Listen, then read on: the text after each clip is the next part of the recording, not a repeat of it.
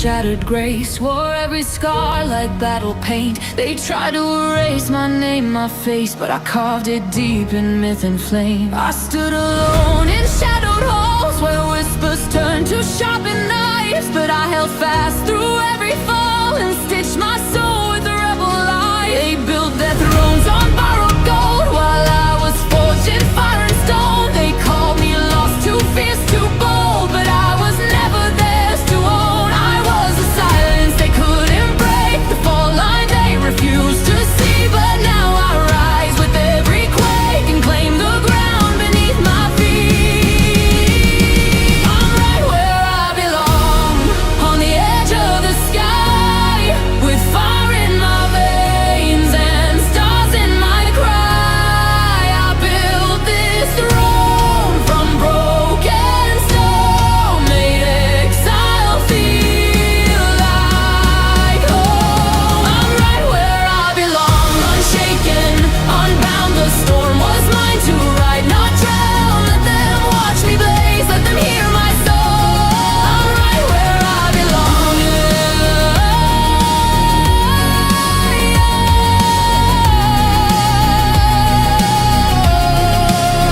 They drew their lines in velvet dust, told me to shrink, to fade, to kneel. But I was born of iron and trust, of truths too wild for them to feel. They crowned their queens with silent grace while I wore storms upon my skin. They feared the fire in my face, the voice that roared from deep within. I lit my path with rebel light, each step a spark, each breath a flame. I didn't fit, and that's my right. I'm not their echo, I'm my name.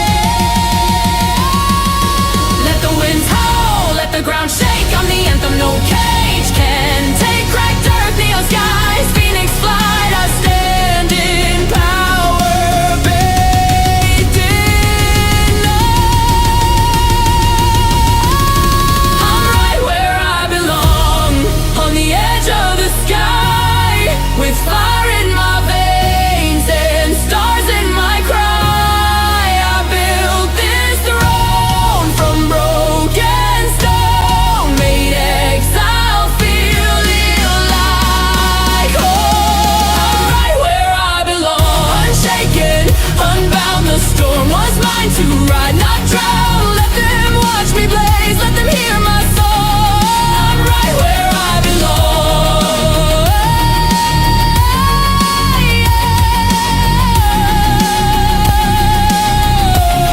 I'm right where I belong.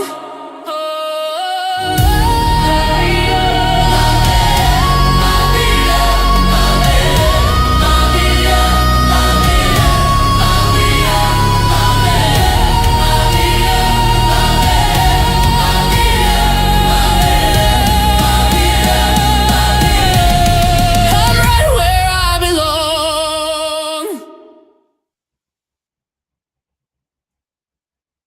Hello, everybody. Happy Saturday, and oh, what a happy day it is.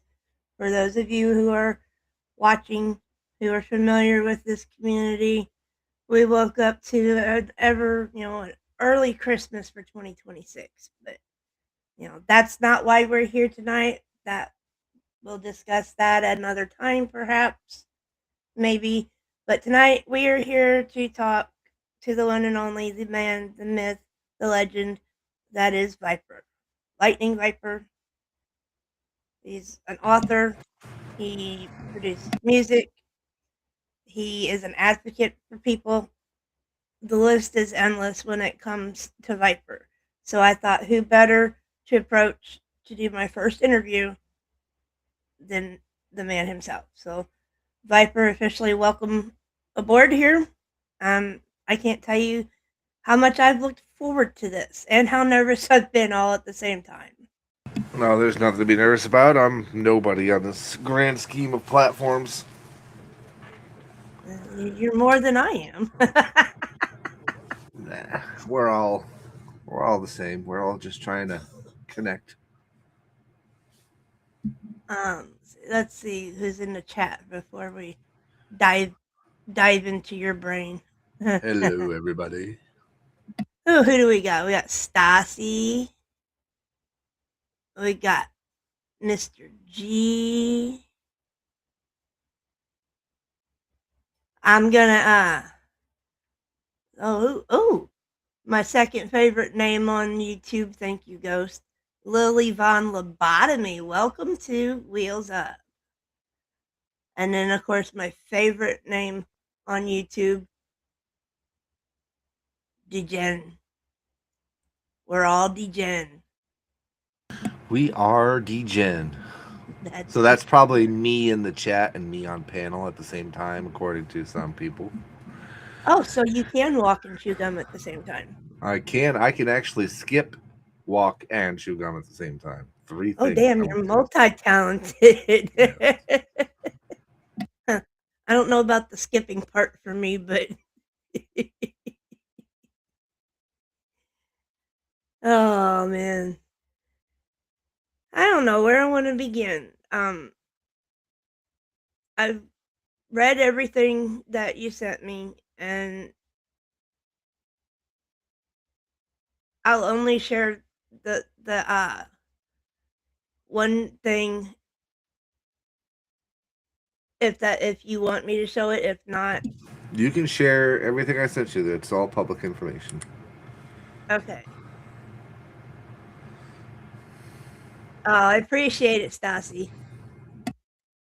Yeah, we are what, Degen Legion or the Legion of Degen? Both sound good to me.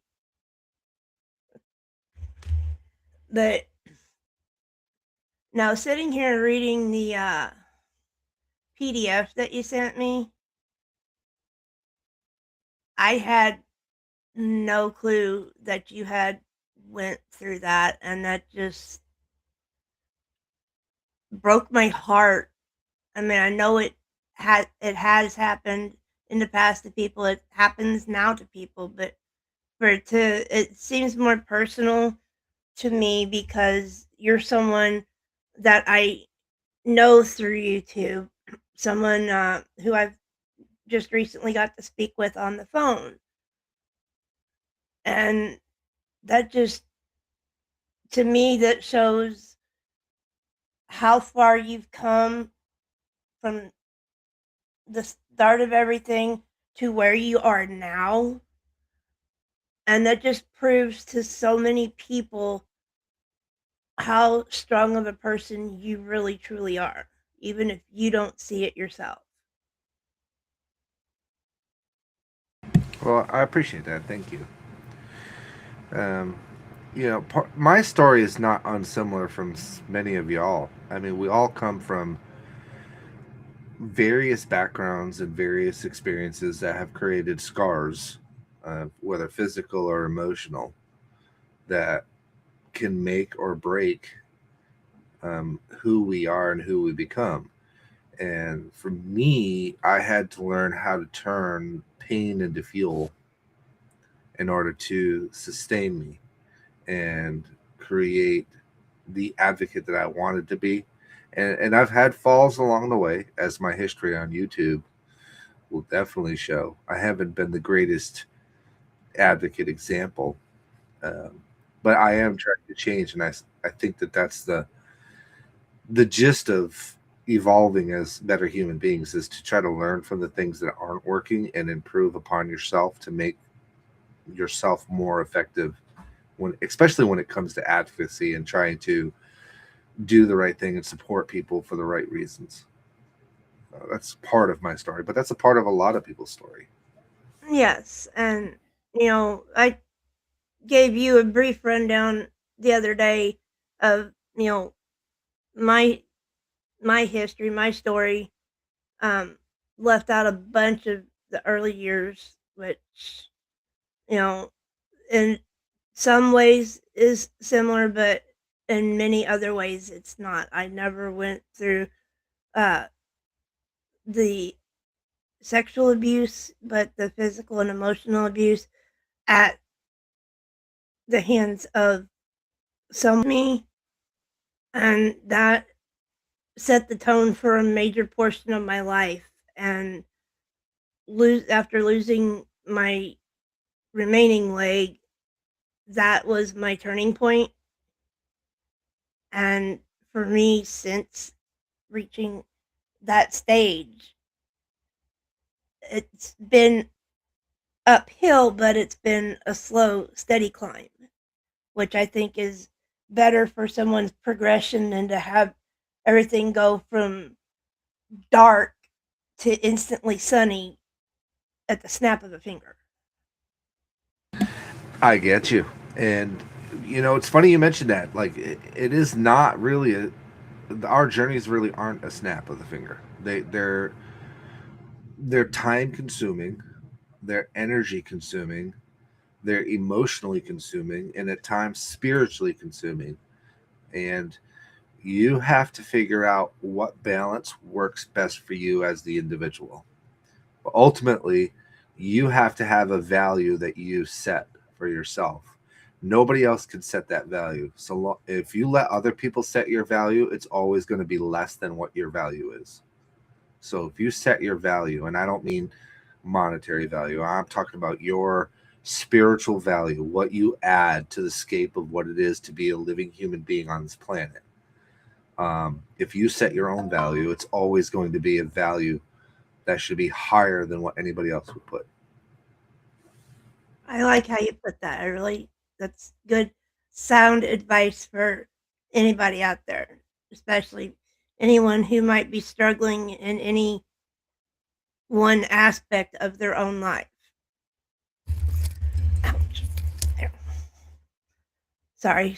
Excuse me there. We got I've not seen this person in my chat before, but they know you. They know Mag's Aunt Kathy's story time. Welcome in. For anybody who's just entering in, please do hit the like and share Yes, button. like and share, like and share. Aunt Kathy and I go way back. Probably known her longer than most of the people in your chat right now. Okay, good. And she was the first person I wrote a song for that was personal for the individual. And her song is called "It's Not Just a Box." I had a friend, well, the young woman who comes into my home to help me, she's had her struggles with addiction.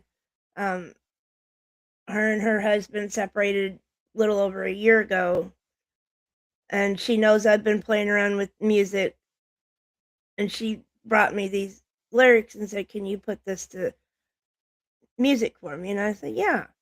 So I typed it all in, generated it, come up with 4 different versions the way she had it laid out, and then I took and completely revamped it to the way I would do it to give her 4 more options to be able to choose from than just only have 4 options. So she's got 8 versions of her song sitting here waiting for the next day that she's here to listen to. That's awesome. And that in of itself is the reward. Although Kathy's probably about as stubborn as my wife is, so I just end up not even arguing with her anymore because she wanted to pay for the song. I wanted to do it for free. So I argued with her for about 4.8 seconds and then gave up because what's the point at the you can't argue with somebody who already knows that they won the argument. So but Kathy is a lovely lady. She lost somebody that she loves close to her daughter, and her daughter had half written a song, and she had a box of things to give to her grandsons. And the song wasn't done, so she asked me if I could finish it. So I took half of her song and added to it and completed it, and she gave it to her grandchildren with their mother's belongings. And the name of the song is "It's Not Just a Box," and it's about a mother's love for her children, which extends beyond space and time. That's really touching. I have a song that I have played for people that I have written for my oldest son, and eventually someday I will play it for him, but right now, he's in his own little world. It's almost springtime, which means stock car racing, so he's hyper focused on that right now, and I'm not gonna interrupt the process. Anyways, Hello, Pink Warrior. Good to see everybody in the chat. Thank you for coming by. Please make sure you like and share. And like I said, this is an interview with Wheels. Wheels can ask whatever she wants. You guys in the chat can ask whatever you want. If it's something I don't want to talk about, I'll just politely tell you that I'm not willing to discuss that. quite all right. I'm pretty much an open book. Well, for those of you who are not familiar with Viper's story, let me pull it up here. Was in foster care. Was it foster care or was it like an orphanage? I wish it was foster care. It would have probably been a little bit easier. No, this was an orphanage and one of the only ones left in, I think, in the country at the time. So it's called St. Aloysius, and it's in Rhode Island. Okay. But for those of you who aren't familiar, from the age of 2, Viper was in an orphanage. And did you age out of the system from that point? No, that's actually an interesting story in of itself. So I was there from 2 to 12. Then I committed a crime that, probably could have put me in prison. And I ended up going into a program called Yale or Jail. It was a program that Yale University was running out of Connecticut. And I basically had to spend 4 years there. So that would have put me around 16. And then when I came back to Rhode Island, I hired an attorney, Nancy Palanicio, to begin the emancipation process to legally declare myself an adult. The state wanted to keep me until I was 21. And I absolutely refused because I felt like the state had already put my life in danger. And that if I stayed in state care, that I would either be dead or in prison. And the state's argument was if I didn't stay in their care, I would be either dead or in prison. So I had to present myself to my lawyer, and my lawyer presented my case. And after 6 months, the judge declared me an adult at 16, and I was able to legally make decisions for myself at 16. From the stuff I've read, the stuff that you endured at St. Aloysius, I knew nuns were ruthless. I had no idea they were that ruthless. And I can only hope that out of any orphanage, much less the one that you were in, that there are more success stories like you, people who rose above what they had to endure at such a young age by people who are supposed to be there to care for you, to help you, but instead just fed into their own sadistic fetishes. Well, luckily, I guess luckily is not really the word. So our nuns were the teachers for the most part. They were the ones running the school. So I personally wasn't sexually traumatized by any of the nuns. We were physically abused by the nuns based on their ideologies of what punishment should be, such as, hitting with rulers or kneeling on rice or holding specific items in your hands for periods of time. So that was the gist of what the nuns did to us when we were misbehaving. Most of the abuse came from the priests, the deacon from the archbishop or whatever you want to call them from Providence.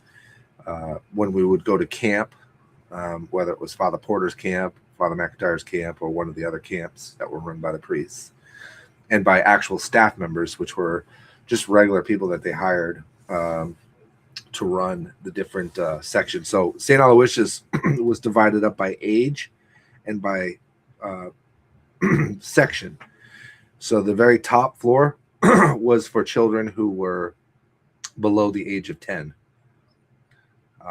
And that was the floor that was always locked. You couldn't get in or out without a key, and that included the elevator. And our food was always brought up down from the basement up there in a cart and served to us there. The only time we ever left the top floor was when we would go to classes. And that was called the Y unit, or youth unit. When you hit 10, you would go down one level to the pre-adolescent unit, and each of these units were named after sports teams. So you had the Bruins, the Hawks, the Eagles, and each one was a different tiered age group. So you had 10 to 12 in one group, 13 to 15 in another group, 16 to 18 in another group, and in some cases, if you were like psychologically disabled or in some form not legally or ethically your age based on some intellectual disability, you could be there until you were 21. No, I had to make the decision before I lost my left leg to place my youngest son in foster care, because with his autism, he was becoming physically violent, and I felt for my own safety that was the best course of action.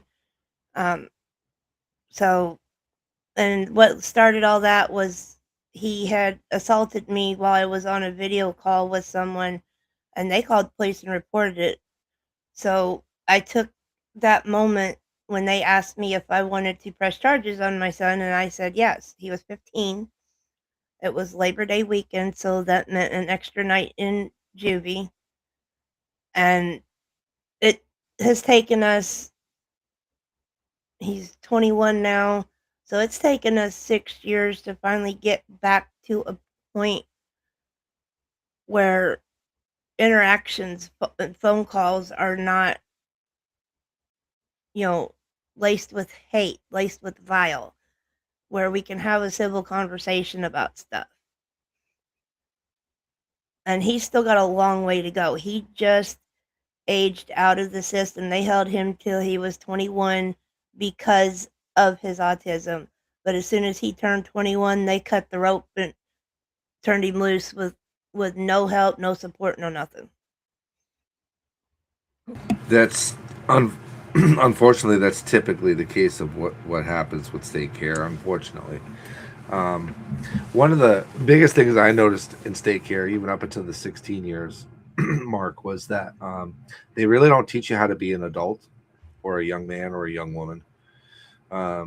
It's a constant dribble of structure to a point of, this is when you get up, this is when you eat, this is when you go to school, this is when you come back, this is how much time you can watch TV, this is how much time you have to be in your dorm. So it was very structured, but there was really no guidance as to, someday you're going to be out there on your own, and this is how you act like a man or a woman. This is how you fill out a resume. This is how you get a job. None of that stuff was taught, at least to me. I don't know how it is today, 2026, but I know in the 80s and 90s, they weren't teaching young children to focus on the future of becoming a young adult. So most of these kids were coming into the 18s and 19-year-old and were committing crimes and were going to prison, or worse, were killed in either overdoses or robbery attempts or.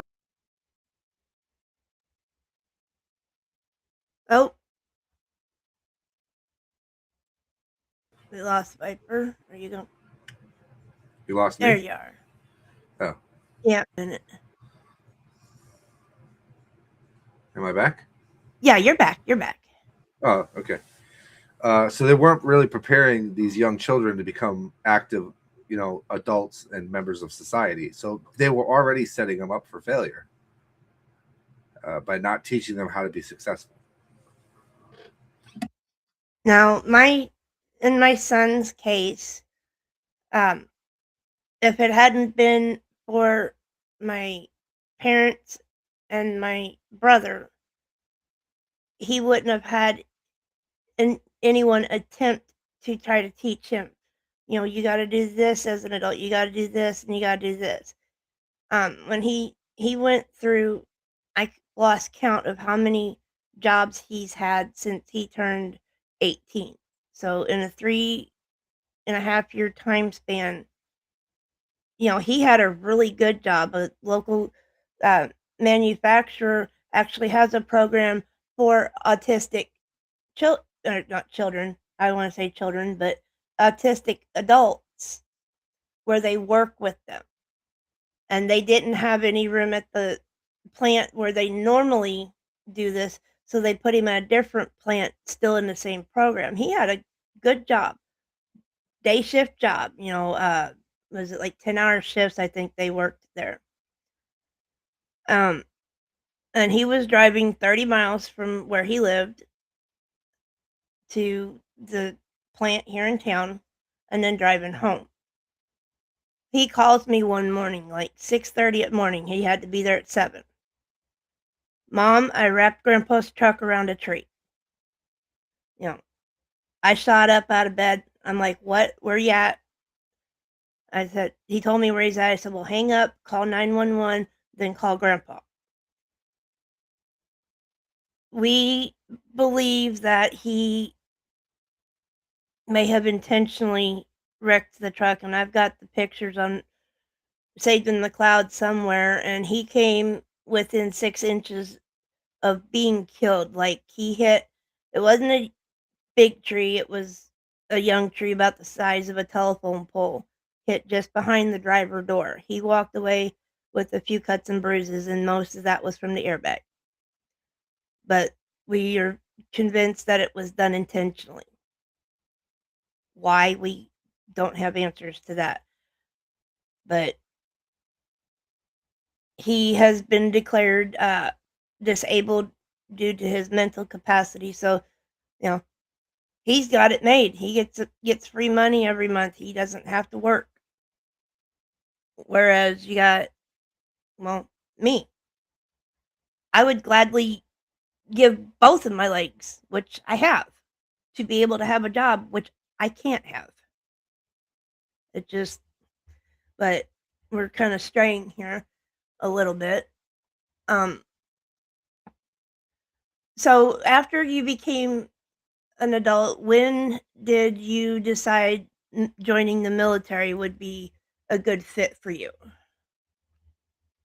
Oh, I actually joined the military late. My wife and I were running our company out of Medford. It was a 4-story storage facility with our house was built in the center of it.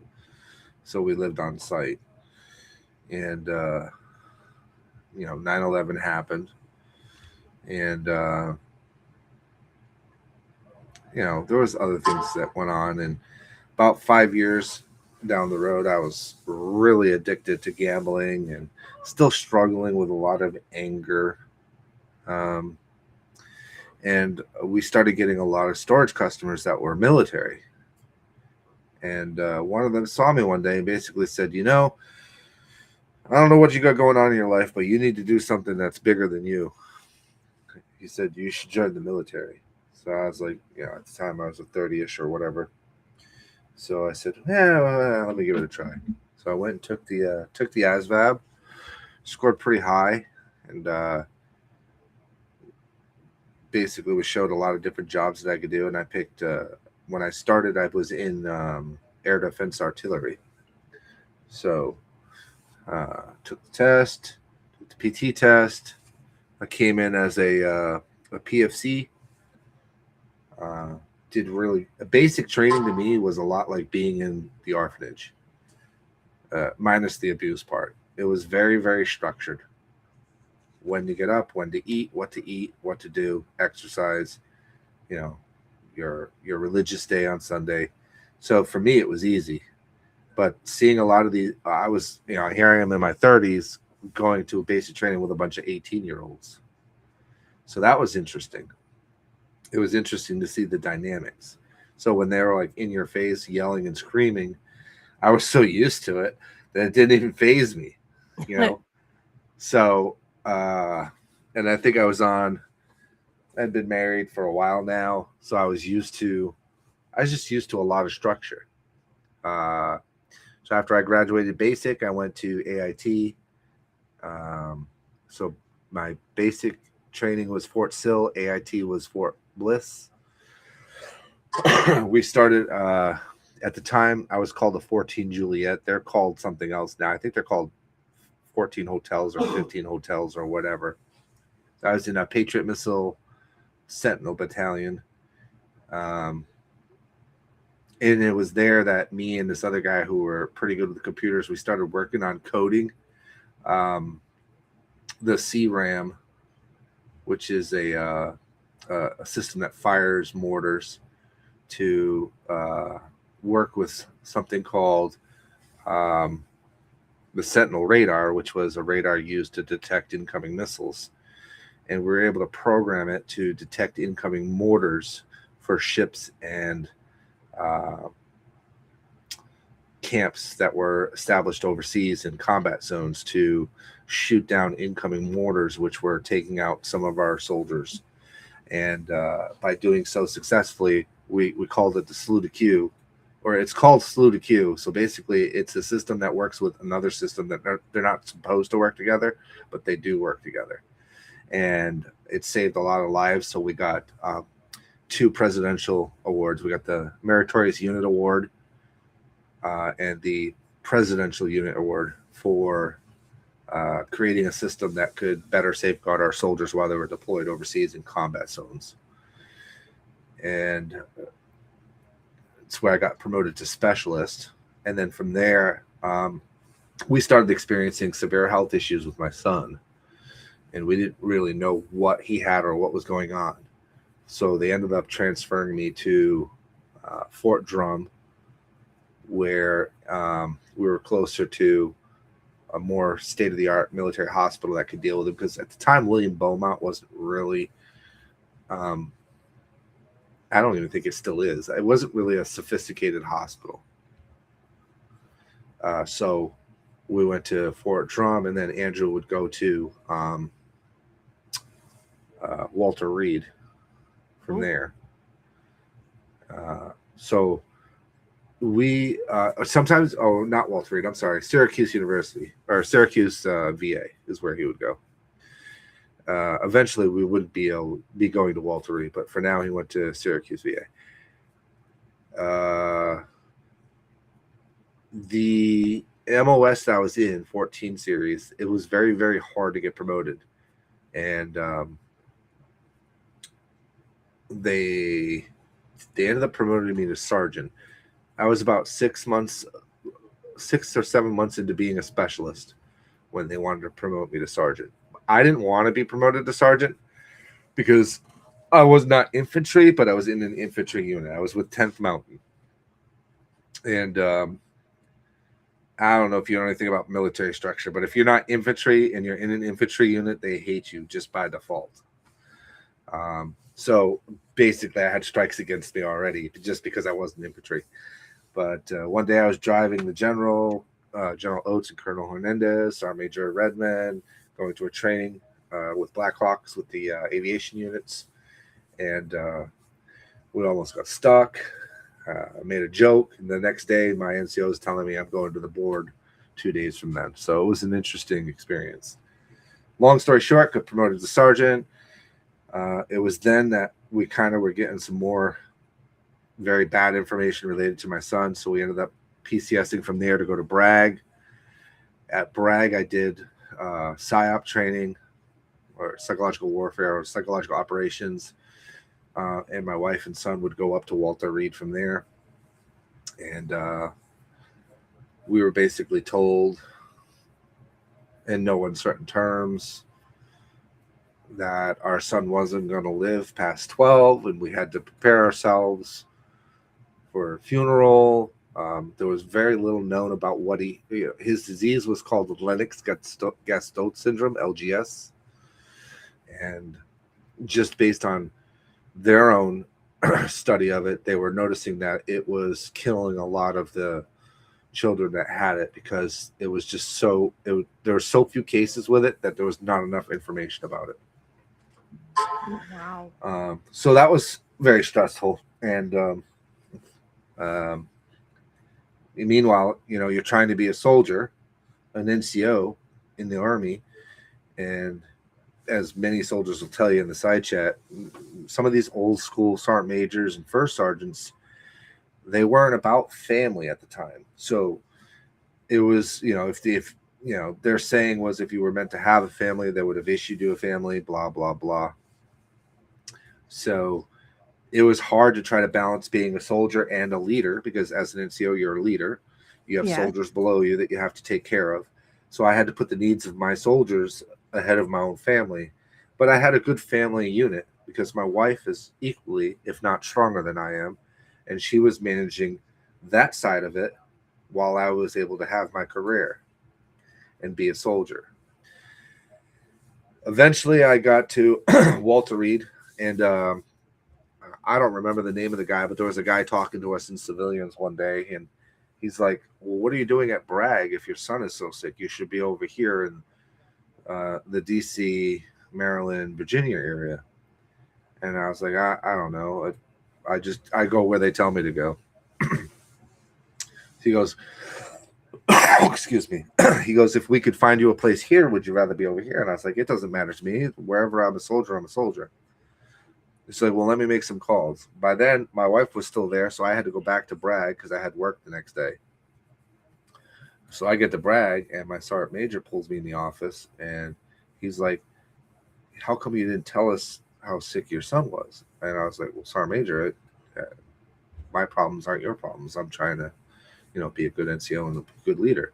He goes, I can't be a good NCO and a good leader if you're not telling me that you have these issues going on. I want to make sure that, we're here for you. So he gave me a piece of paper, and in the piece of paper was orders to report to Fort Belvoir, Virginia.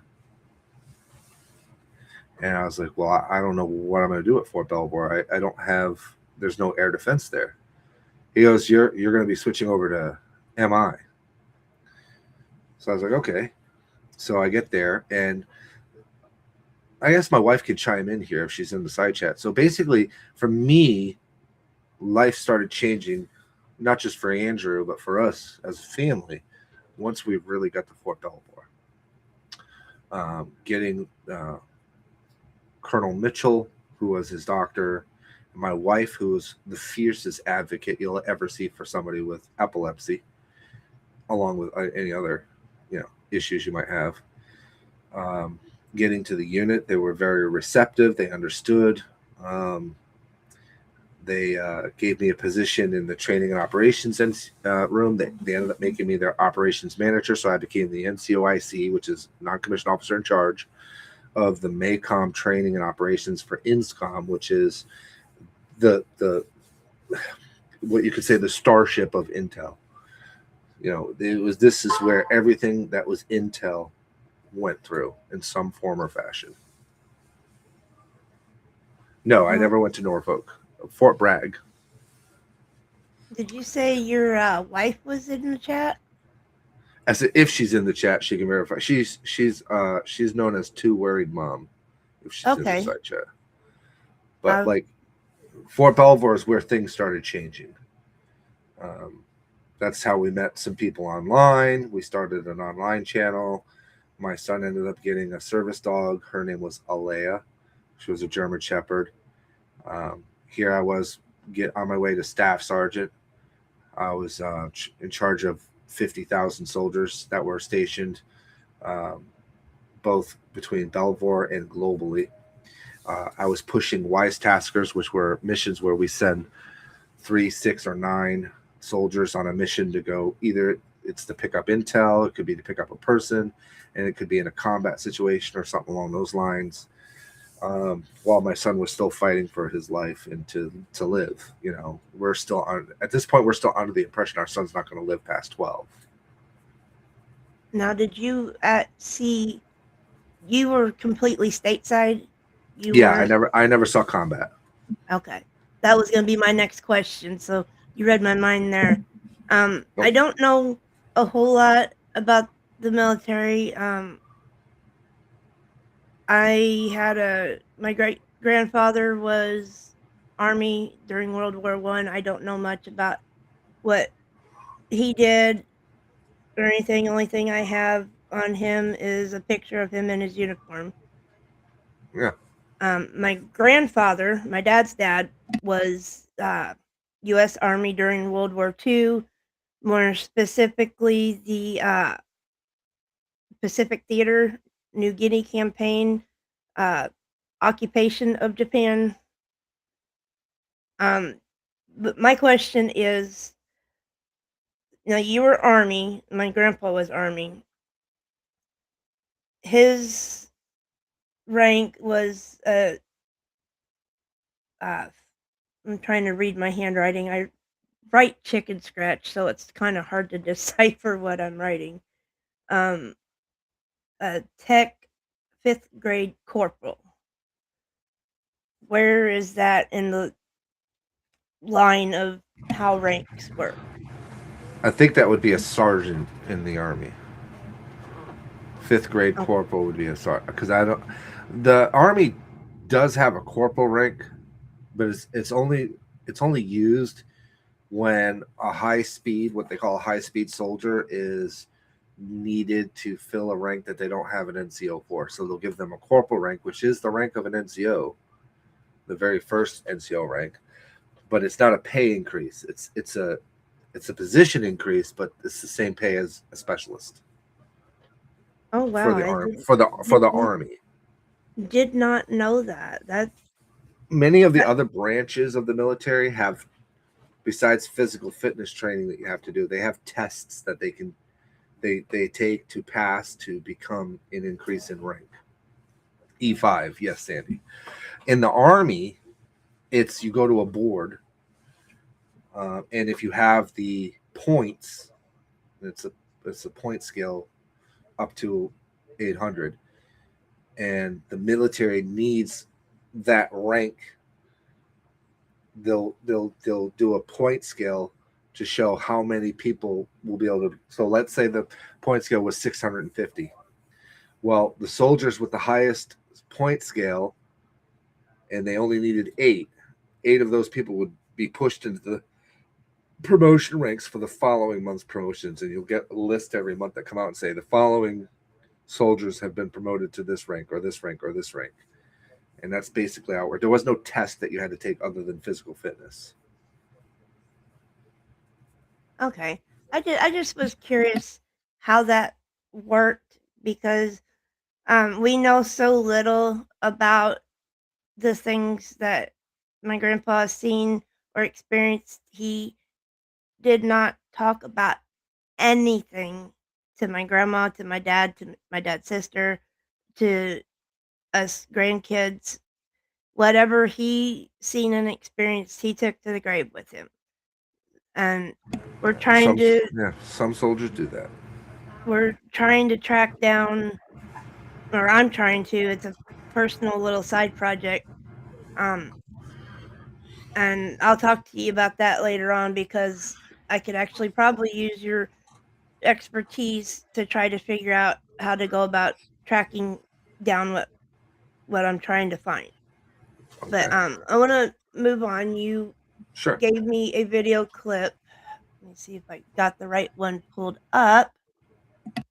Nope, that's not it. There it is. Make sure. And I've seen you share this clip before, so it wasn't new to me, but I don't know how many in the chat and those watching over on the Rumble side, if there's any over there, are aware of this. And I think it's, it. Let's just let it play and let people see. It's only 2 minutes long, so it's not going to be. All right, so this is from when I had probably the first year or so that I was at Fort Belvoir, and this is my fight for my son to have a service dog.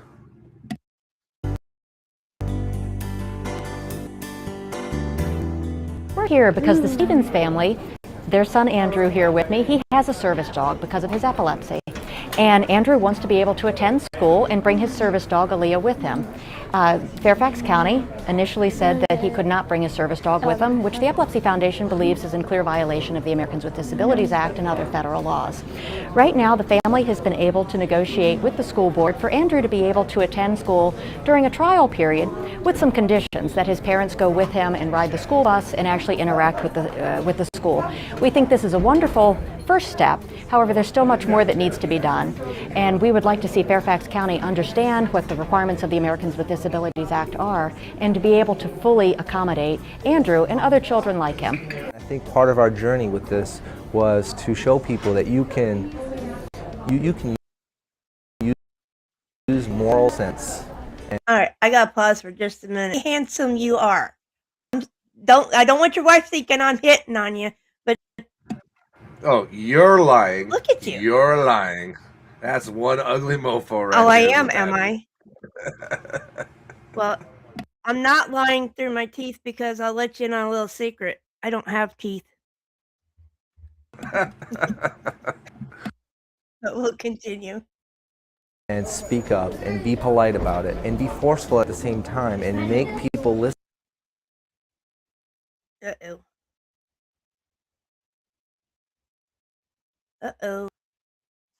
Too many people are staying quiet. Too many people are afraid to come forward. This story, Andrew and his dog, started small and it's grown into this national, phenomenon. The Epilepsy Foundation has been fundamental in getting up the resources, the people, and gathering us together and forming a very, very strong bond that, without it, may have taken us months and months and months to get where we are today. And by no means is this a victory yet. It is not a victory yet until not only Virginia, but all states understand that the Americans with Disabilities Act does in fact apply to them, that we do have rights, and that one by one we're going to start standing up and speaking about it. And if this one cause helps another family stand up for themselves, dust themselves off, and say, no, I'm not going to take it anymore, that's a victory. Then it's a victory. That, you doing what any parent should do for their kid and fight for them.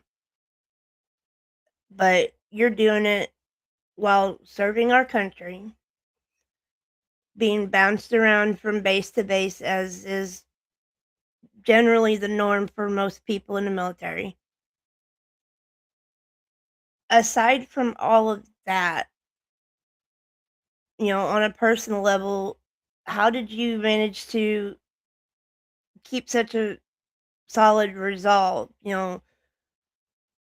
without losing the focus of, your focus was being split in two different directions, your son and your job. How did you manage to keep that so balanced without it, like, being catastrophic? I mean, it was nearly catastrophic. I still have a very strong, powerful, engaging, active wife who, I'm going to be shamelessly plugging her here, is the backbone of our family, the matriarch. She is the very reason that I have become who I am today. Her support, her love, her commitment, and her diligence. And that allowed me to try to continue to be a soldier, even despite almost unaliving myself and a year down the road having a stroke, or a couple years down the road having a stroke, which decimated me. I mean, I was at my max weight of almost 300 something pounds. I was stressed beyond belief, because again, even though the post was very, very supportive of, me taking care of my family, I had an obligation, a moral obligation to the soldiers that I cared for and to the missions that we had going at the time. We were facing very, very difficult times in America with sleeper cells, with hidden enemies within our own country. I was in charge of a unit that was part of the first digital footprint as far as monitoring and securing data and information from various sources online, such as YouTube, Facebook, Twitter, Instagram, and any other forms of social media exchange in order to uncover sleeper cells or potential threats and agents to America. So I had an incredible responsibility on my soldiers as an NCOIC and maintaining the mission. And at the same time, I was sending soldiers on missions that some of these soldiers didn't come back. They were killed. And myself and my first sergeant and or commander, depending on the rank of the person, were responsible for conducting funerals for these soldiers. So it became extremely stressful to try to balance everything. And at that time, I thought that, me not existing anymore would have been a better answer. And somebody saw what was about to happen, and they intervened. And that created, I guess, the biggest turning point in my life was that moment. And that's when I started becoming just a fierce advocate for surviving, for living, for clawing your way back out of the darkness into the light.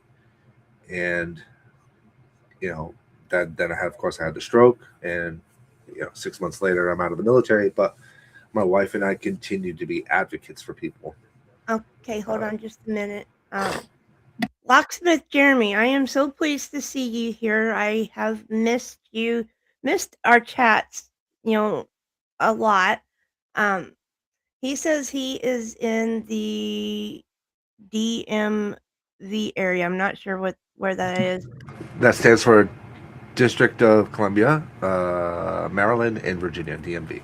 Tri-state. Okay, and can help with surface dogs for your son's needs. Salute, sir. Oh, we're talking past tense here, Locksmith. I appreciate that, and I will use that information for other soldiers.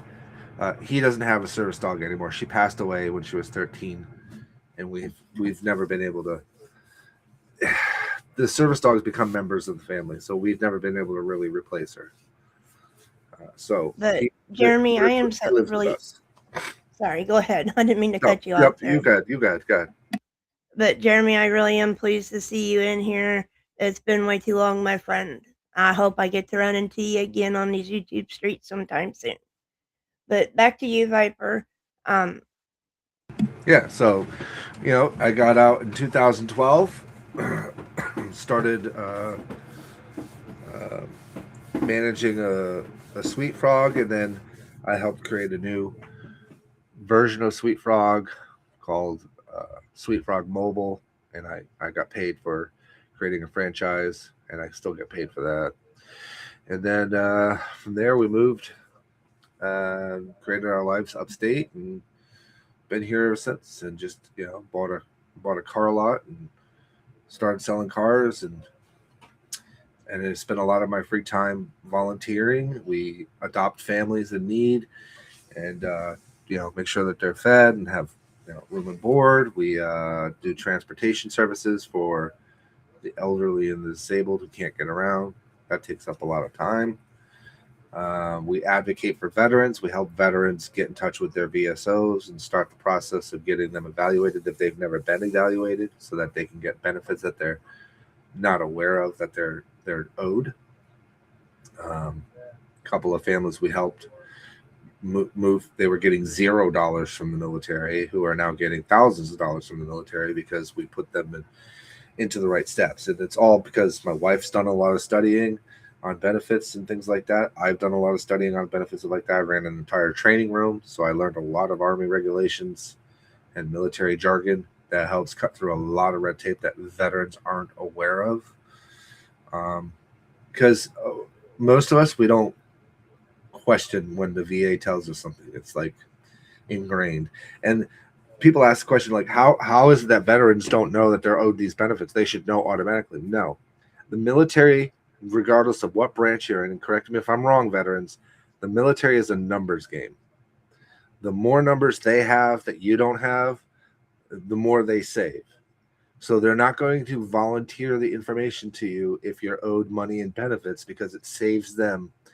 If you take 100,000 soldiers and 80,000 of them don't know these benefits, the government is saving trillions because you don't know what your benefits are. So our goal is to make sure that the veterans are getting them. And that's why the states have created the VSO, which is a veteran service officer. It's a lawyer.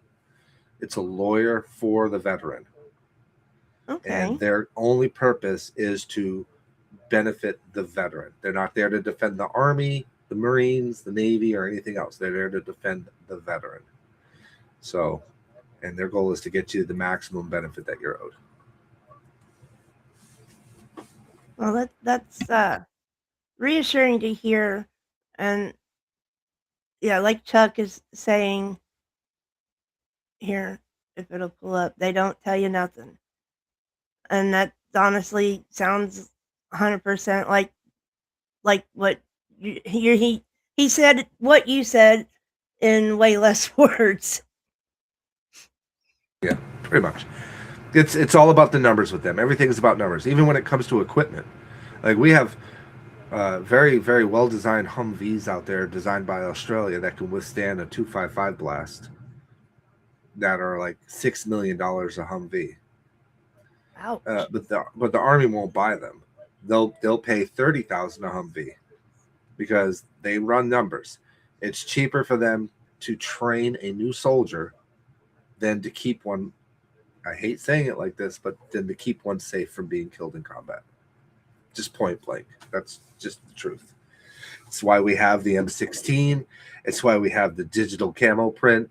It's why we have the uniforms that we have. It's why we have everything is a numbers game with them. It's about the lowest bid, unfortunately. It's unfortunate to hear, considering I have a military history within my family. My brother and I are the first generation in our family since before our great-grandfather to not serve. So now I don't know if anybody in the chat, I'm sure DGen probably is aware, maybe Cinnamon and Chuck, I'm 100% aware. Viper helped to develop an app for soldiers. Now, would you like to explain more of this? Because I'll be honest, I forgot half of what we talked about on the phone the other day. So not every base uses it, but Fort Belvoir did, and it's called the First Response app. And what it is an app that when you in process the unit, it's part of the requirement to have it on your phone, and it has every single number of everybody in that unit programmed. So when you hit the button on the app, it will call every single number in that line until somebody picks up. It's for times when a soldier feels lost, discouraged, depressed, and is to prevent the loss of a soldier. The military has, if you take unaliving, because I don't want to demonetize your channel, but if you take unaliving as a whole, the military has the highest unaliving rate in the country.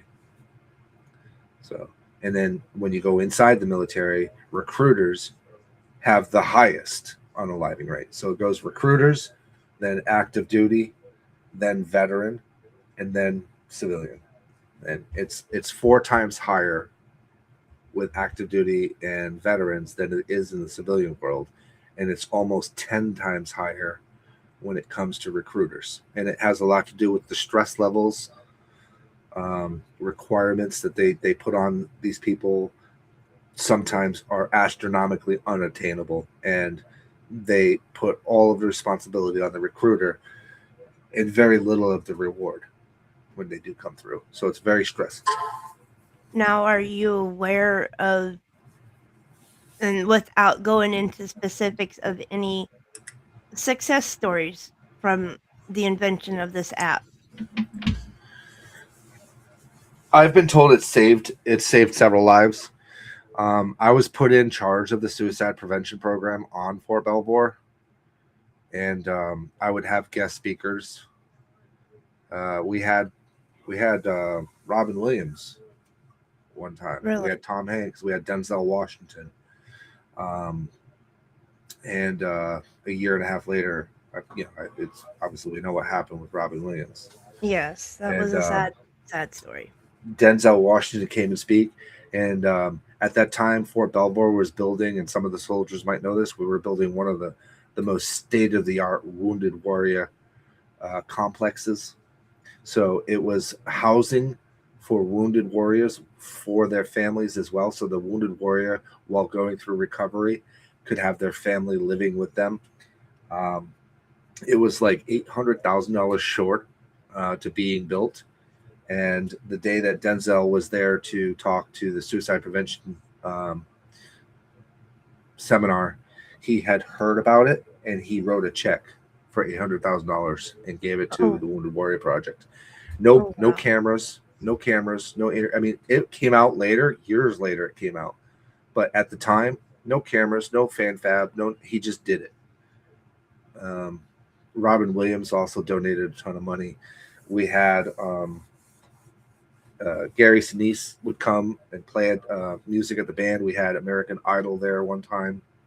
Wow. All fundraising for Wounded Warriors. And it was such, just great stuff. And to see these people humanize our wounded soldiers was just, it just moves you. It moves you. But Denzel was by far the biggest surprise. And I didn't get Denzel myself. Like, we go through a chain of communications and contacts. So like our USO has a lot of the contacts of these people. So you go through the USO reaches out to them, and we figure out who can come and who can't come. And then we put down, every September is what we call suicide awareness for the military. And we have these big classes, these big seminars, and these guest speakers to kind of just tell, because the military itself is trying to switch from the big, mean, gruff machine that they are to humanizing soldiers and letting them know that you're not broken if you're emotionally hurt. Like, we want to help fix you. And that's it used to be a big black mark to admit that you had something wrong with you mentally or emotionally. There was this big black mark, and you were frowned upon by your command, your chain of command. And now they're trying to move away from that to help mitigate losing our men and women. I say it's about damn time. So yes, it's still used. According to the lady that's still in charge of the suicide prevention things over there at Fort Belvoir, we still talk, and she still has the app. The app is still used for people coming into INSCOM. And I had to tell my story to different Congressman Holt. I had to tell my story to Congressman Conley, and Congressman Conley passed away last year, so only Congressman Holt is left now. And it was Jan Chapman and the Financial Planner magazine that got the attention that we needed from Congress to get me to the point where I could talk to these people to get the funding. Because at the time, the funding was being blocked. Obviously, those who know how the Congress and Senate work, both sides want stuff, and they hold up things that one side wants in order to get what they want. So, but eventually it did pass. The bill did pass, and the funding was approved, and Fort Belvoir became the flagship for first responders. Just sitting here listening to you talk about your life, what you've experienced, with your youth, your journey into adulthood, meeting Mrs. Viper, getting married, joining the military. When did YouTube itself come into the picture? So my first YouTube channel was called Angelo Stevens, and then later on it became RV Charity Drive, and then what it is today, Lightning Viper. And it started with when we first got the service dog for Andrew. Our school for him was on post, so I was active duty. I was reporting to a general officer, General Legier was her name. That was my boss because of the nature of the position I was in. And the school was on board. Everybody at the school wanted to see Andrew to school with his dog. But the board members, the Board of Education, who they were over in another town,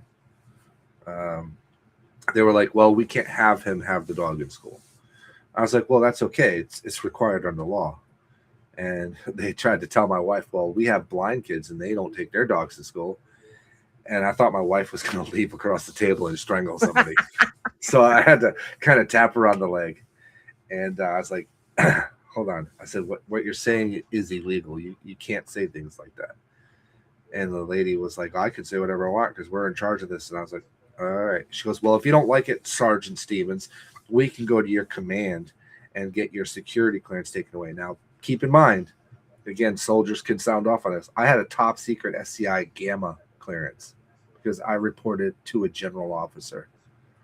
And we did briefings for Senate member leadership, the vice president, the president. Like our unit briefed leadership at the highest level as to missions that we were going to do or wanted to do.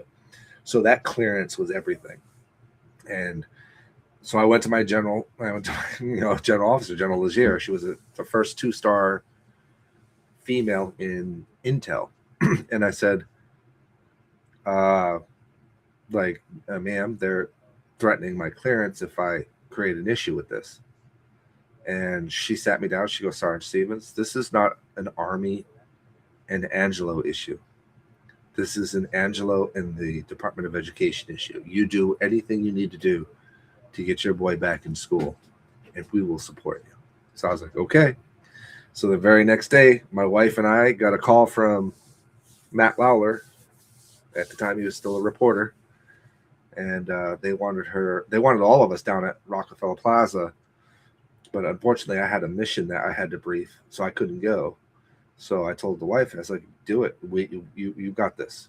So she went to New York City, one Rockefeller Plaza, big glass. You guys have seen it on TV, big glass room with the service dog, with Andrew, with herself. And she's like, listen, this dog needs to go to school, and here's why. And Fairfax County is not following the law. And then a lady online saw that. Her name was Trisha. She'll always have my gratitude. She saw what was happening. She reached out to us and she said, I'm gonna organize a call. The very next day, Fairfax County Schools phone systems got shut down because she had organized 27,000 calls into the school system that day. I mean, I didn't know who this woman was from a hole in the ground. Her name was Truthfully Trisha online. She has a history on here. She's done some stuff. I've done some stuff too. So it is what it is. 27,000 phone calls. I don't know how she did it. Yeah. I don't even want to know how she did. She was pretty popular at the time. She had a lot of viewers, a lot of pull.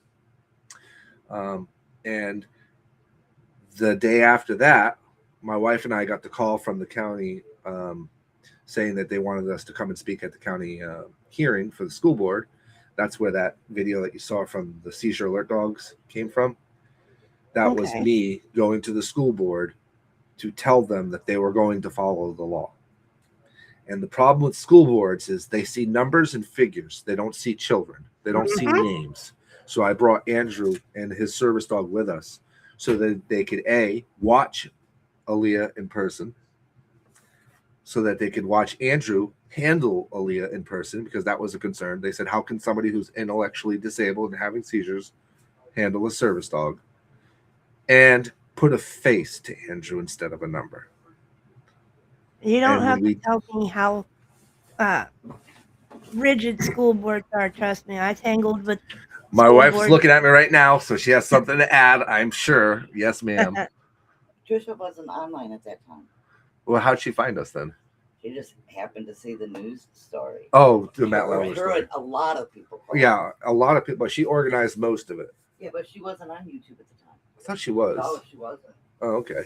Well, anyways, long story short, Trisha organized a lot of people. The Matt Lauer story, before he was fired for being an inhuman person, generated a lot of responses. And you got to remember, at the time, there were no service dogs in Virginia school systems. They did not allow. They felt that the ADA did not apply to them, because they said the school was not, in their opinion, the school was not a public place, which is what service dogs were classified. They could go to public places. They said, well, the school's not a public place. I'm like, it's in your name, public education. Yeah, you're funded by public tax dollars. Yeah. So that was around the time that we met Obama. Oh, wow. We were invited to the White House. He went to go pet Andrew's service dog, and Andrew told him he can't touch the dog because it's a service dog. And I thought to myself, I am getting fired from the U.S. Army, and I am going to prison. But he was actually a pretty laid back kind of dude. And that's when he put us in touch with the Justice Department and the Americans with Disabilities Act, and we started looking at the ADA. And at the time, in 2010, the ADA basically said, if your snake was a service animal, you could say it was a service animal. If your rat was a service animal, it could be a service animal. So there was no classification as far as the ADA is concerned as what a service animal was. So they did a convene of like hundreds and hundreds and hundreds of disability advocates to revamp the ADA. And so if you look at the ADA today, which went into effect March 1st, 2011, it's classified as three specific animals. Service animals are classified as dogs, miniature horses, and monkeys. Those are considered the service animals that cannot be denied. Pardon me, cannot be denied access. What was the third one? Monkeys. Monkeys. Okay. Monkeys, miniature horses, and dogs. Okay. And they looked at it from a dexterity issue and mobility issue. So horses, obviously, mobility. Dexterity thing is the monkeys, and then the sensing and smelling were the dogs. Now, Aaliyah was a little different than a dog, because she had an emergency phone that she could bite on that would activate a GPS and activate a predetermined message for 911. Oh, wow. She could do water rescue.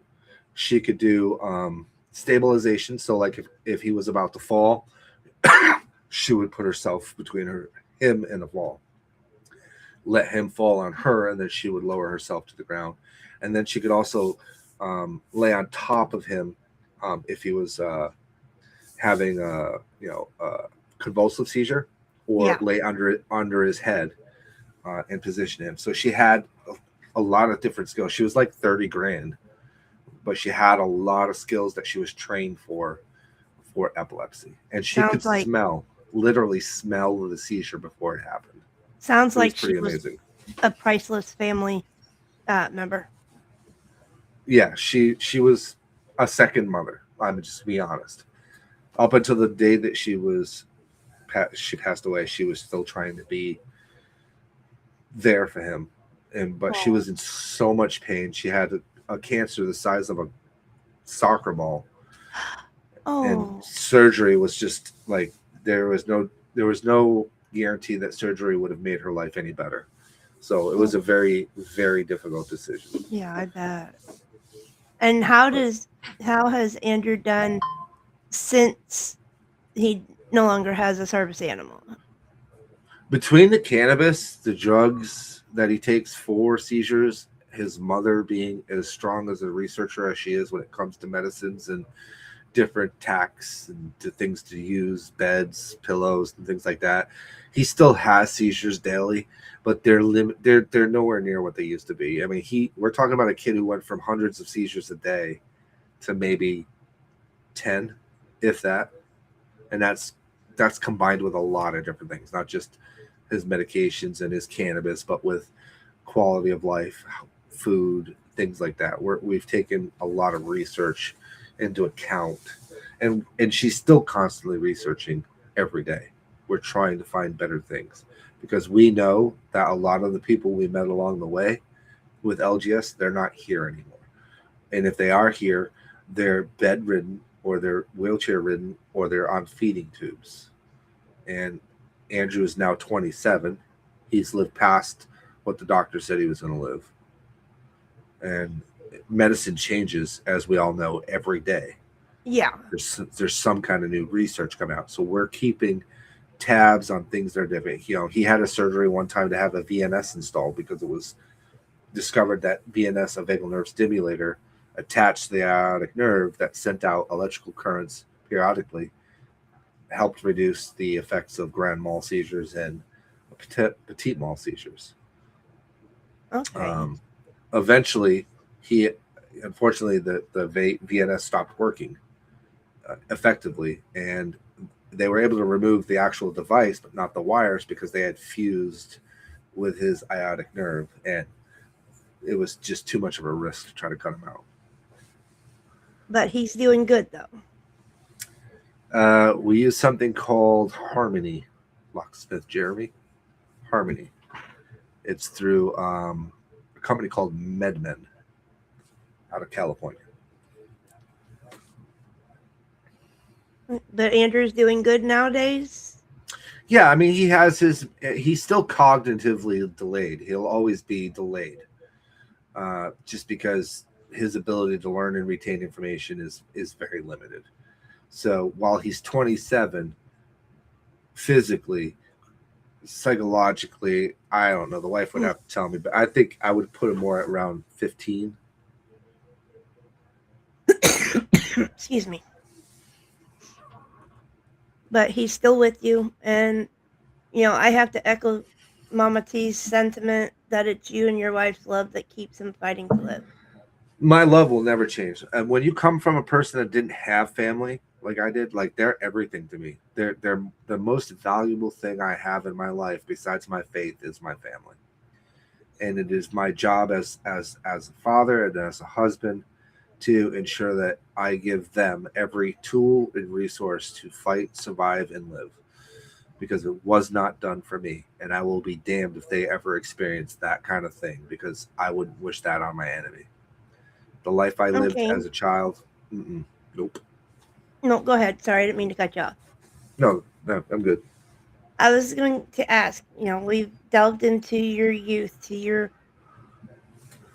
I agree, Jeremy. You know, it jumped on me, sorry. I agree.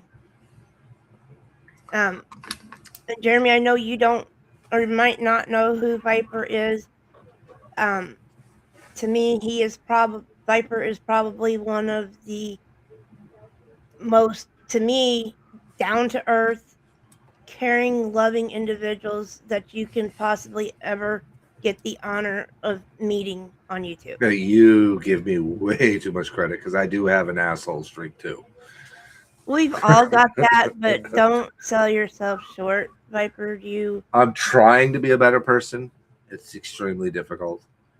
Well, trying is better than doing I definitely do care very deeply for many people, even people that are probably hate my guts and for whatever reason. But I definitely want the best for individuals. Yeah. But not at the cost of justice. Justice is justice either way. And we got ours today. Yes. Sorry. Yes, I had to slip that in there. I slipped that in there for Mama T's benefit to make her chuckle. Yeah. Now, like I said, we've delved into pretty much your life from point of 2 years old up until now. When did faith enter the picture for you, considering the fact that you grew up in a Catholic orphanage? Was it in grade Ooh. C's then, or I suppose recognizing what faith is probably happened when I was in my 20s when I met my wife. okay? Because I knew God existed. That much I knew, because that was drilled into us every Sunday. But I also saw organized religion very differently, I suppose, than most people do. I saw it kind of like a crux, like it was a place for people to tell you this is what you're going to do, but then when you watch them, they're not doing that, which kind of led to the song that I wrote last year called Sitting in the Same Pew. Like, it was observations of what organized religion was doing. They say a lot of things to their parishioners, but they're really not doing those things. They're telling their parishioners to do them, but they're not doing them, which for me created a very a dilemma in faith for me. Now, I met my wife in a laundromat. True story. By the wash cycle. She came in to do some laundry. She was wearing this beautiful blue dress, just dressed to the brim. Great lady. She introduced me to her ex-father-in-law, who was a pastor, and he knew I had this. He knew I had the idea that God existed, and that we had an obligation to try to live as Christ-like a life as possible. But he also knew that I looked at organized religion very, very badly. So he was probably the first person, I would say, to buff my faith, if that makes sense. Buff my faith. And showed me that religion wasn't just about a building, and it wasn't just about people, but it was about understanding that we do not have the luxury of knowing what God's plan is for us. Because at that time, I was still blaming God for everything that had happened in my life. I blamed him for my parents being shitty parents. I blamed him for the group home or orphanage abusing me. I blamed him for my own mistakes that I was making in life. And it really wasn't God's fault. And he taught me that God gave us humans free will, and that we as humans were making decisions based on our own wants and needs instead of God's. And that he doesn't force his will. He gives us the ability to find it. So I became a deacon and started preaching the word and started holding church. And then he got really sick and died. And yeah, I had a very long battle with God, because I was trying to figure out why would you give me something so wonderful to change my my life and my faith and dedication to God, and then take it away from me. And if you listen to what I'm saying, I'm making it about me, right? Not about God. Why did you do this to me? Why did you take him from me? Okay. And I was being very selfish. And Andrew is very faithful. Really? And people who've ever listened to him and the way he talks about God, it's almost like he has like a first name relationship with the dude, And I saw that, and I was like, how is it possible all of this bad shit can go on in the world, and he can keep this faith the way he does, especially knowing all of the stuff he's going through medically?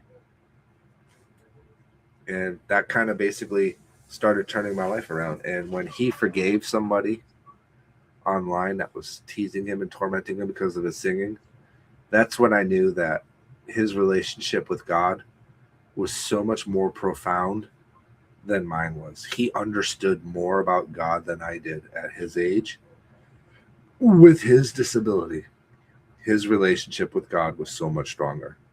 So my relationship with God is strong because my relationship with my son is strong because he taught me something. And I think as parents, we want our children to be better than us. At least we should. We want them to be more successful than us.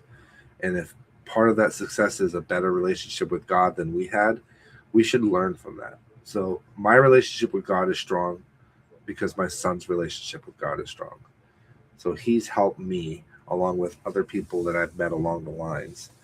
Kit Kat, Mama Beth, Mary, despite differences that we've had with people online, each person, good and bad, has helped me realize that my relationship with God is more important than trying to understand what his purpose is for me. That comes through service, through faith. And without those steps and without those problems and without those scars, I would not be the person I am today. So when I write songs for people, I use my relationship with God, and then I use what I call an inner voice. And it's a voice that tells me to listen to the person, not just in their words, in their deeds, but in the things that they are representing. And I try to make the song create an image in your eye, in your mind's eye, to represent the feeling behind the song. I can write until I'm blue in the face, but I can't sing. So when I discovered Suno, I was like, this is the best thing to get my emotions out. And each time, in my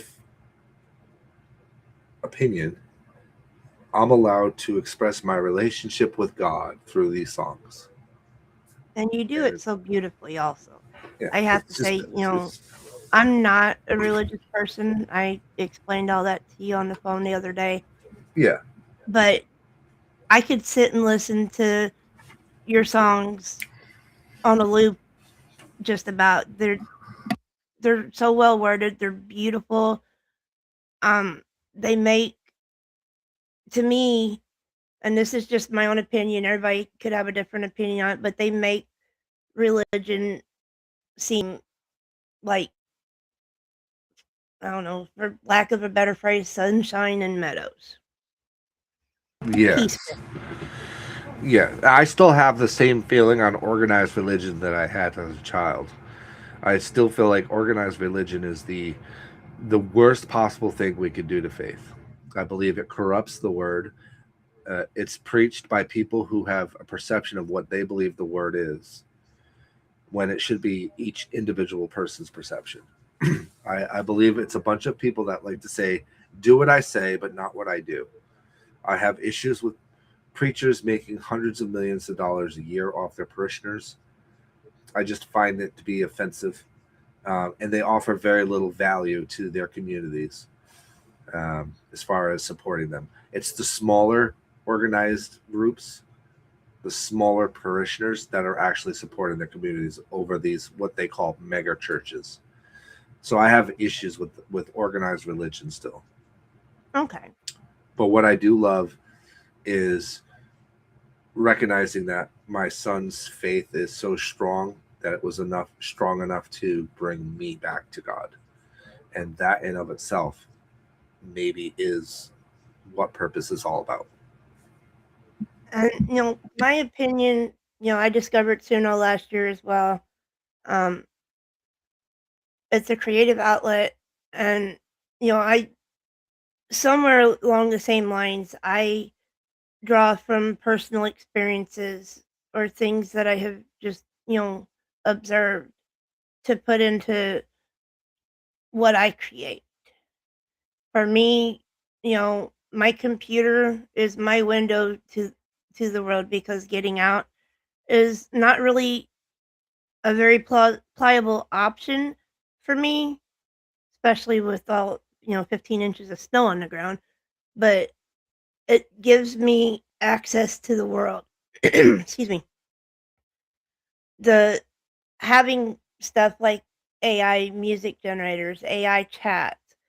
Um, yeah, YouTube has given me so many more people I can talk to, but I've always been one, I'd have to be busy with something, and it came along at a right time, and I have put so much of myself into my work, which you have done for yourself as well, that my overall mental health has improved greatly because I'm able to express.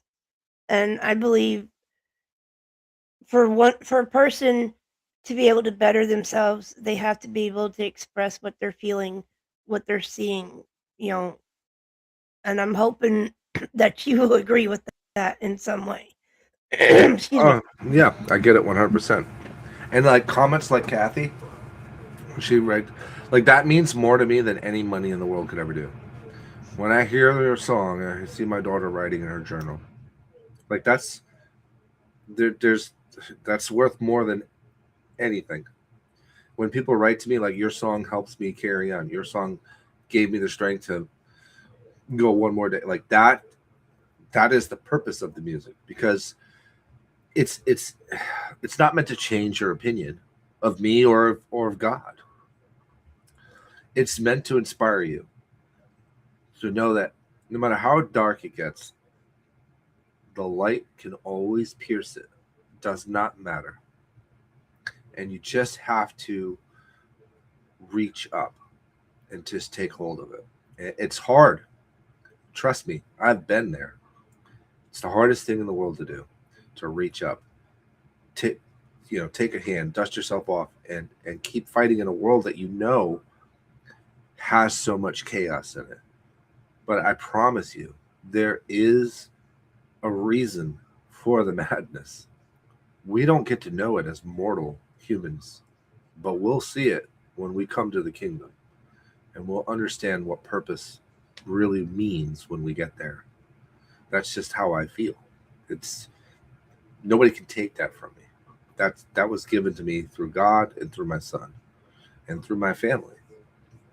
The things that everything we've gone through in life as individuals, you, Wheels, Mama T, Charlie, even Ernie at this point, everything we have is an opportunity for us to be better examples of what we were. We just have to take the step. And unfortunately, with free will, that's up to each human being to do on their own. Nobody's going to do it for you. Now, from everything we've discussed tonight, I was not going to just bring this up until waking up and hearing the news that I heard. How did you discover the absconded Ernest Shell? Well, as you know, I do a lot of work with veterans, and he was claiming to be a homeless veteran in New York City, and he showed like a military form, an NGB 22, and basically said on his live stream, "Go ahead and get, you guys can go get my records and blah blah blah blah." So I was like, "Well, I'm a veteran and I help veterans," so I contacted a homeless veteran charity in just outside of New York, Lower Manhattan area, and gave them the NGB 22 that he showed, which basically had his social security number, date of birth, date of entry, and all that stuff on it. Gave it to the charity and gave them a donation. I said, "Please help this veteran." They went through an agency out of Arizona and were able to pull up his entire records. And it turned out he wasn't a veteran. So I got angry, of course. I'm like, this guy, he's not even a veteran. Now, other people have said he's not a veteran. So credit goes to people like Redstone and Nicole and stuff like that. But they didn't have his actual files. So it was just a bunch of people saying words. And on this platform, receipts matter. Or at least they say they do. They say receipts matter, right? So when they pulled his records, I was like, "Can I get a copy of them?" And they're like, "Yeah." So they sent me a copy of them. And I put it out for everybody. I didn't care. Because we've lost soldiers. We have brave men and women who suffer from extreme disabilities from combat. We have combat veterans with severe PTSD And this dude was out here playing like he was some super soldier when he was nothing of the sort. And that bothered me. It bothered me a lot, especially since I've had to bury some of my brothers and sisters. So I took it. People look at it like it's just stolen valor. It's just stolen valor. Well, when you put one of your brothers and sisters in the ground that you sent on a mission, that your unit sent on a mission, and they didn't make it home, it's more than just stolen valor. You're stealing something so beautiful and precious that these citizens of this country have volunteered for. I'd like to might add, we don't get paid great to be soldiers. We'd make more at a 7-Eleven, quite frankly. We do it because it's a calling, whether we see combat or not see combat. Now, combat veterans, they have my utmost respect. They've seen some shit. Mm-hmm. Okay, so I have nothing but respect for combat veterans. But veterans in general, you signed a contract, you did a job, you got out. I have respect for that too. This guy did none of that shit. He signed up for the National Guard, did a couple of meetups on the weekends, and then absconded from his duty when it came time to report to basic training. So I will admit a lot of my emotional side, which was my biggest flaw in fighting Ernie the first time around. I was emotionally invested. And I think I've told T-Gen this numerous times, like, I can't fight him emotionally because I'm going to do it wrong. And when he came into the picture and took over, was the greatest thing I could see, because he did everything book by the books, step by step. He provided documentation. He was getting FOIAs. He was doing it the way that I should have done it, that I didn't do it. He came at it from a logical place, which was the most important thing to do. And he kept doing it and kept on it. And that led to, between everybody involved, in my opinion, led to what happened today. Well, I can say, he was within 90 miles of my apartment not even 3 weeks ago. It's insane, right? 90 freaking miles. That's an hour and a half. And that just, now knowing so much more, because Viper and I spoke a little bit before I went live, what I know now, it's terrifying. Yeah. Yeah, and I know people say, like, he's a coward. Like, he is a coward. Let's just be honest. He's a coward. But even cowards can pose a threat. When he was threatening to murder my wife, when he threatened to slit Tina's throat, when he was threatening to release nudes of Debbie, to me, that poses a threat. When he's dressing up as cops and ICE and Secret Service and these special agents and going to these gatherings, these protests, and pretending like he's something he's not, when he's online talking about, when he gets so excited, and I mean sexually excited, to talk about childhood traumas or women's traumas, it is an insult to every single survivor. He is none of those things. He's not a hero. He's not a protector. He is the very definition of satanic user. He sees people as marks. He doesn't see friends. He doesn't even see family. He sees marks, people he can take advantage of. Nothing more, nothing less. And that's it.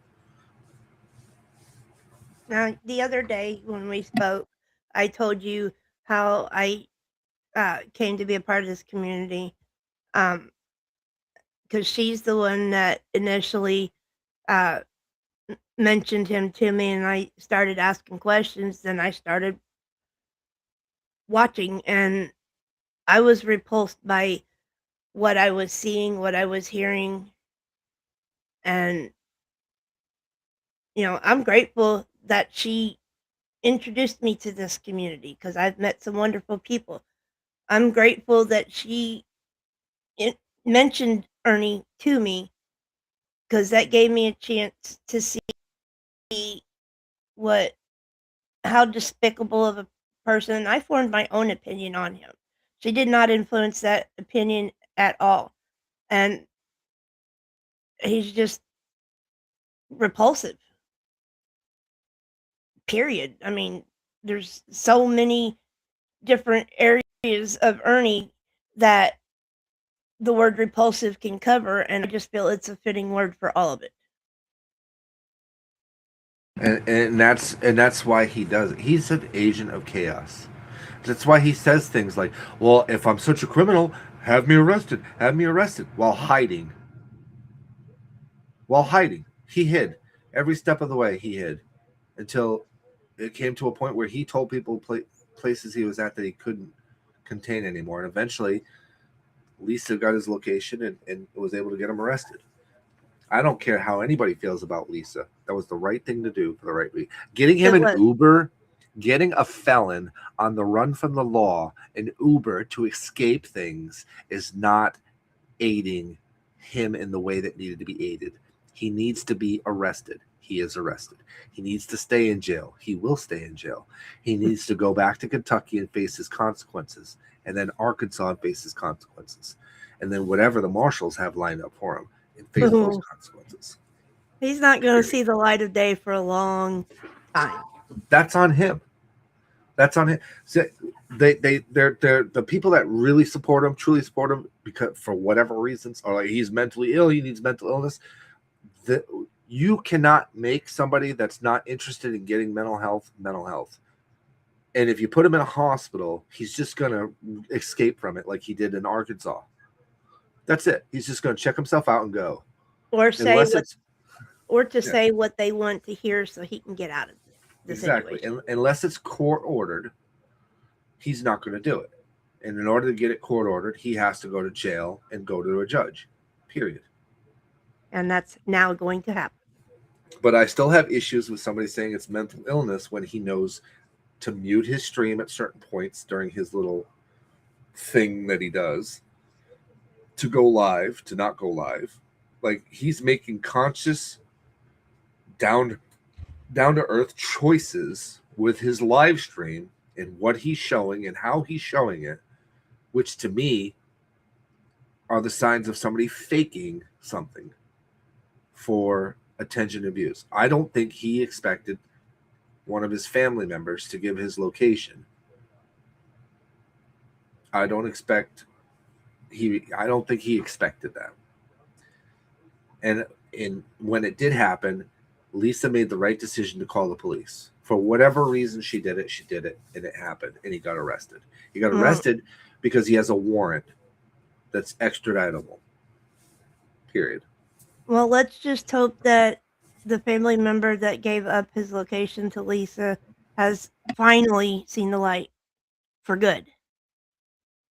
I don't know if that's how it happened. I'm winging it. I don't know if she figured it out herself without any help or not, but I know she has communication with the family, so I'm assuming somebody there told her. It may be wrong, so if it's wrong, I apologize. Well, we all know she has communication with the family. I mean, she does jailhouse calls with the man's brother. I mean, well, not man. I wouldn't even call him a man, but with his brother. So, yeah, she does have communication within that family. But all I know is I feel safer. My wife is safer. Debbie is safer. Tina is safer. Mama T is safer. You're safer. We're all safer. We're all safer because he's behind bars for now. What's in store for him, I don't even know. All I know is my information that I've been providing the district attorneys from Madison County and Clark County and Arkansas. I give them updates on what he's doing, what he's saying, his threats, and his movements. It's up to them to do the right thing. I can't make them do the right thing. I can only submit what I can find. Well, we're approaching the 2-hour mark, which officially makes this the longest live that I have ever done myself. I've been a part of long ass lives, but this is the longest live that I've done. I've seen the comments that people have been making in the chat Thank you for the kind words, for the words of praise. Still feel like I'm stumbling around a bit. I'm still, well, for lack of a better phrase, finding my footing. Um, but Viper, I really want to thank you for agreeing to be, well, patient zero for me. My first attempt at an interview, and I'm not one to pat myself on the back, but I really think that this went way better than I could have anticipated. I think you did fine. I think you were nervous for nothing. It's a lifelong habit that I don't think I'll ever get rid of. But before I close things out, do you have anything else to share with the audience? And A couple of things. So, Okay. so there are some here, like Kathy, for instance, Shannon. They've seen me over the years. I have a very, very sordid past on this platform. I'm not proud of it. And I see others in the same path that I was on a year and a half ago.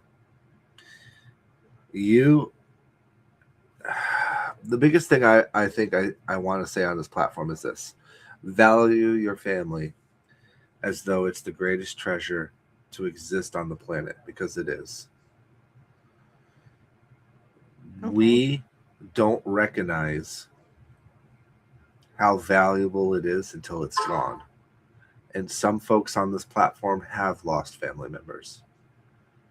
And it's an unimaginable loss that I could not even fully comprehend. I don't know how I would feel if it happened to me. What I do know is that as a man that didn't have mother and father and brother and sister, my son and daughter and son, 2 sons, and my grandchildren and my wife, they are my greatest treasure. They are my greatest accomplishment. They are the reason I value change. I want to be a better person for them and for God. Regardless of what people feel about religion or faith, if it weren't for them, I would not be who I am today. And they mean everything to me because they are everything to me. I couldn't And- have said that yeah. any better. So I'll end it with that. I want to thank everybody for coming in. As usual, I'll end with a little video set to one of my songs. But before I do that, I'm just going to say it was a long road, only a year and a half for me, much longer for all of you, but Ernie is behind bars, hopefully for a long, long time. So my final words to you all is a phrase from one of my favorite shows, is just to stay huge. And with that, here's our closing video.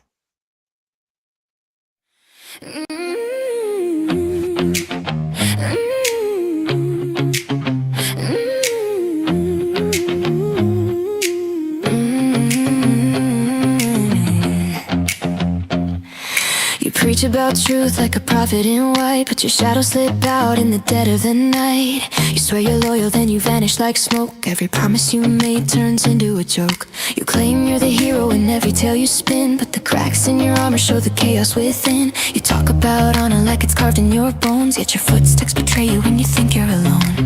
You raise your voice like a saint on a stage, but your actions ignite like a match to a page. You say you're steady, but you sway like a flame, a walking contradiction with a borrowed name. You talk in halos, walk in flames, rewrite the story, shift the blame. I've learned your patterns line by line, a twisted script you call divine. This is hypocrisy, your favorite disguise, a mask made of virtue, a mouthful of lies. You say you're steady, then you break like glass. Two-faced devotion that shatters so fast. Oh, hypocrisy, you're transparent to me. I see the truth you never let yourself see. You claim you're the victim, but